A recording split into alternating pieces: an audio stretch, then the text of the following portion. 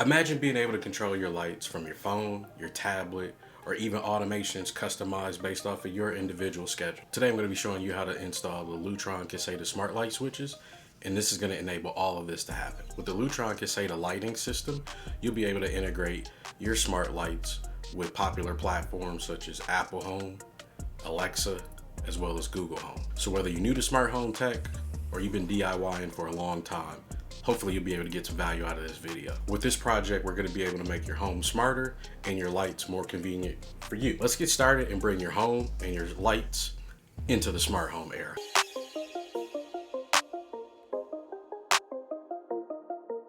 Today's setup, we're putting the switches in above my stairs, which is a three-way configuration. I have two switches, one up, one down, that controls the exact same pair of lights. Safety first, we're going to go ahead and get started by shutting off the main power at the breaker to this particular gang of light switches. With the power shut off, we're now going to start opening up this area at that first location. We start by unscrewing the covers for the gang box, taking the light switch out. Once we get the light switch out, we want to actually confirm that the power is indeed turned off, which I'm doing here. And with that confirmed, we can proceed to move on to location number 2. Same process here, take the cover off. We're going to take the switch out. And again, we're going to verify that we have no power live on this particular switch.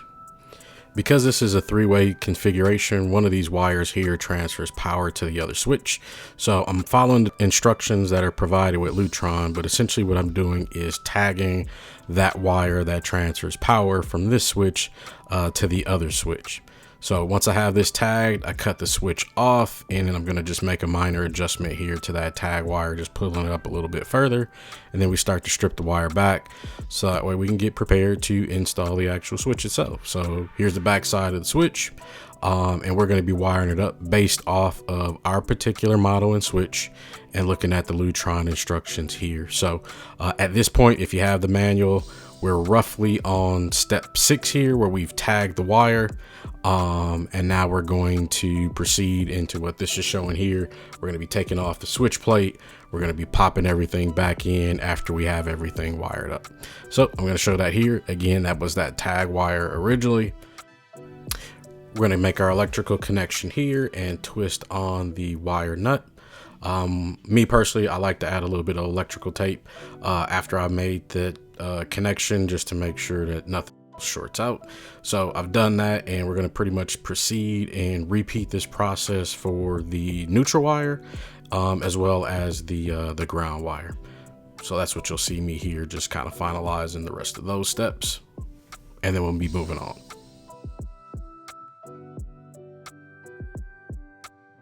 Alright gang, if you're getting value out of this video, do me a favor and please like, comment, and subscribe for more content.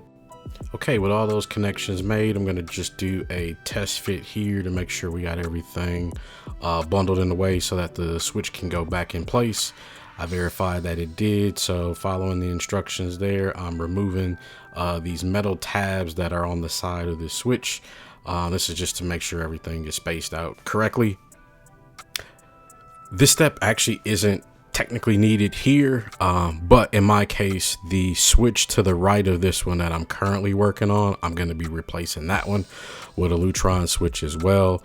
And because they're going to be two switches side by side, that is the reason why I'm just going to go ahead and take these tabs out now. So with those removed, putting this switch back in place and buttoning up the install here for the first installation location. Okay, with the install done on the first location, we're now moving on to the second one. Admittedly, this is where this one gets a little bit different. So referring here again to the Lutron manual, what we're actually going to see is for the second location, we're actually going to be using a Pico Remote paired to the light switch to actually control those lights. So because of that, we do mark off our tag wire, but we're actually going to end up capping off all of the wire connections in this location because they're not going to be needed because we're using a remote. So again, capping all of these off, I'm going to tape it up just like I was if I was making an actual electrical connection. And then I'm going to be placing these wires back inside of the wall and getting this prepared to add the Pico Remote. All right, so this is where the magic happens. We got the Pico Remote. This is a wall plate here that is going to allow the Pico Remote to slide into it and just screw into the gang box. And then we're going to end up pairing this remote wirelessly with the switch that is installed on the top of the stairs. So now we're going to button this up, screw everything in place, put the cover back on, turn our power on, and get ready to test our lights.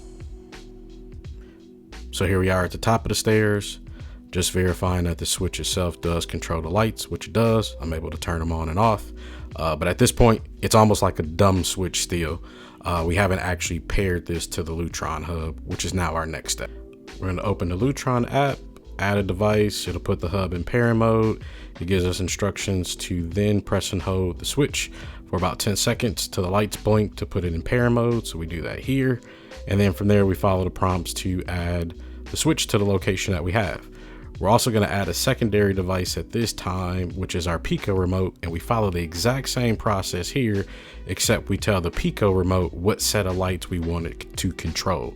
So in my case, I picked the stairs, and as you can see, I started with location 2 there, and I was able to turn the lights on and off, and then I went upstairs, and I could turn them on and off as well. All right, the only thing left for you to do is put your covers back on, and you're all done. So if you got value out of this video, please like, comment, subscribe for more content. Thank you.